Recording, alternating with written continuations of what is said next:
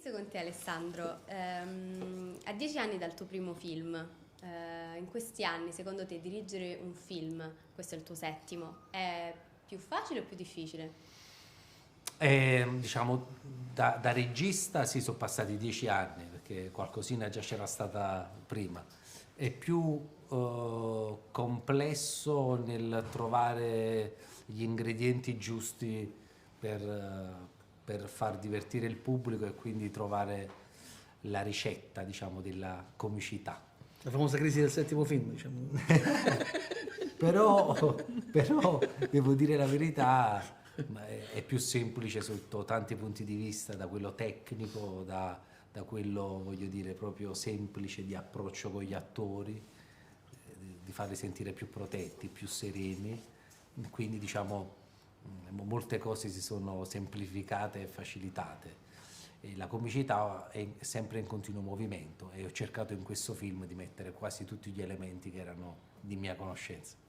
E questo film come nasce? Come nasce questa storia? Nasce perché avevo intrapreso la strada del racconto sentimentale parlando di amicizia nel film precedente Tramite amicizia, e mi chiedevo proprio durante quel film, chissà quanti amici hai, di quante persone ti puoi fidare, a chi racconteresti tutto della tua vita.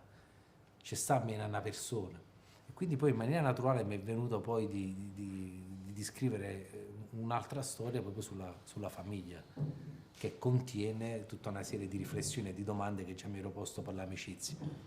E quindi è nata questa idea di una mamma dedita alla famiglia che poi ci stupisce, di un padre che era un grande e che poi alla fine non era proprio così straordinario nei comportamenti, e la stessa cosa per tutti i personaggi. Questo è il primo personaggio che faccio nella mia carriera in cui, sai, non ha un percorso che cambia, cioè cambiano tutti quelli che sono intorno, ma lui non cambia e contemporaneamente però lo fa, quindi è una bella sorpresa pure per me.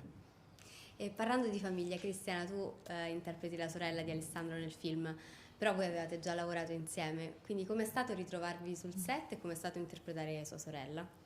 Beh, ritrovarci sul set è molto bello perché era Sì. anni che insomma cercavamo di lavorare insieme con la stessa difficoltà solita che si ha quando lavori con un comico che ti piace, con un attore che ti coinvolge, di rimanere serio. Quindi io adesso non so lui che cosa avrà fatto perché generalmente monta le papere di tutti, le risate di tutti. Io devo dire che sono stata abbastanza brava, mi è stato abbastanza complicato.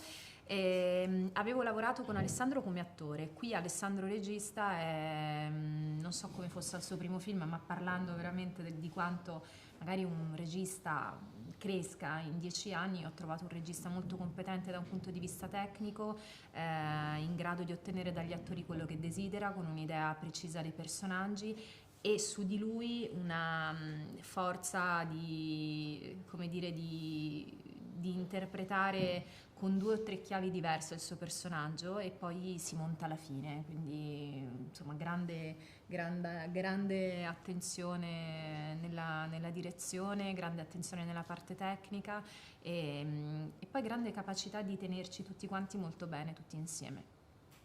Anche per te, Sergio, prima esperienza, anzi per te invece prima esperienza con Alessandro, com'è andata?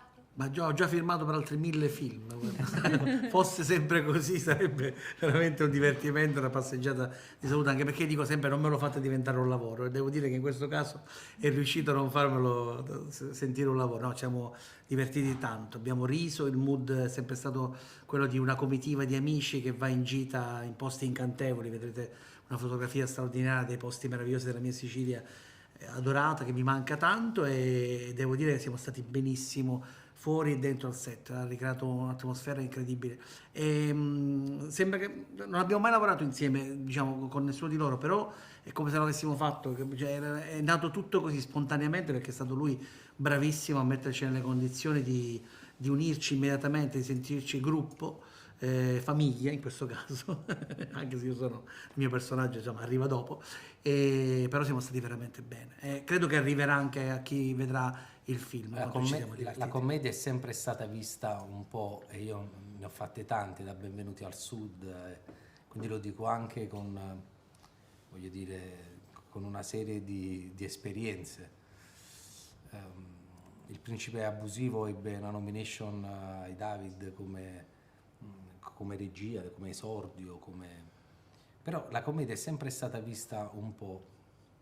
Quindi secondo me ci vuole anche una rivoluzione da parte di tutti, dai comici, dai giornalisti, da tutti coloro che comunque amano i generi, per far, secondo me, rinascere di nuovo nelle sale la commedia.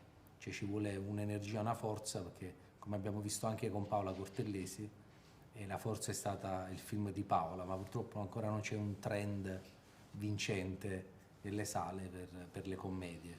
Quindi spero che ci sia sempre di più una solidarietà e un intento, perché ricordiamo che la commedia per anni è stata il pilastro veramente del cinema italiano.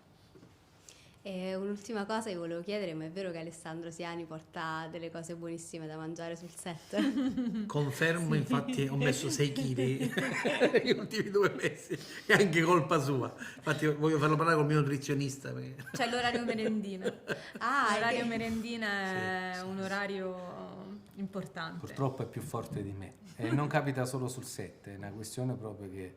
Adesso andiamo a fare merendina. Questo sì.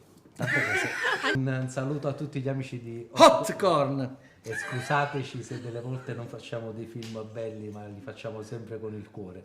Tanti auguri, buon anno, buon Natale, buon tutto e forza sempre Hotcorn e il cinema Napoli, italiano. Perché, no, dico, è tutto il giorno che parla del Napoli. No, E anche Forza Napoli, scusate, a questo punto. siate felici. Noi che siamo Napoli. Grazie mille. Esatto.